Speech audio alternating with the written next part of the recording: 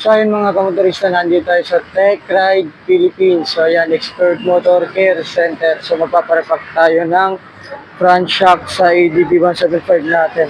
So mapapansin ninyo, ayan, nakalas na yan mga kamotorista. So ayan na yung shock natin. So re-repack na lang mamaya yan.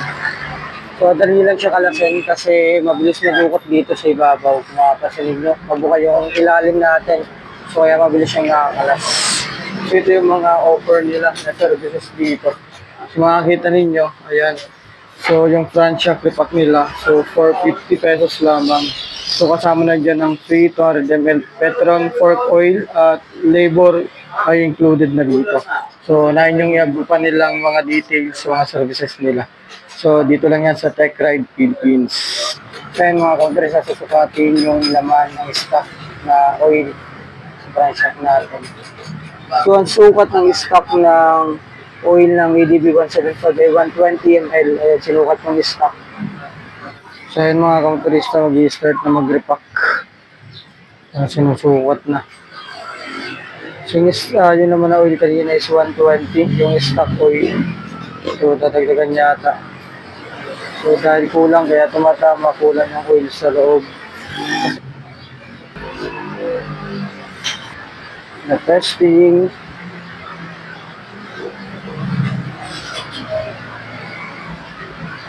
Wow, ganda ng bounce. Sulit na yung bounce, ha.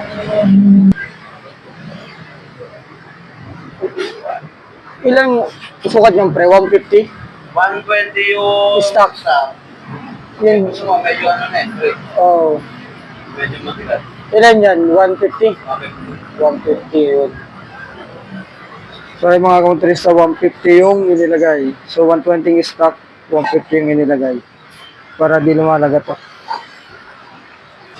So ay mga kamotorista, sa mga gusto magpa-front shock repack, punta na kayo dito sa Tech Ride Philippines. So dito located yan. So dito sa nakaharap na camera na yan, papunta ng Balibago. So ito, pupunta ito ng San Pedro Road. So malapit yan sa Orledo Fatima University, ayan. So sa tabi siya ng Marinduque, Lechon Manok. So located sa Balibaco Road. So going to Bacabling Road, Santa Rosa, Laguna. So ito ang pangalan niya, Sir Jabulyo sa Mapa, Tech Ride Philippines.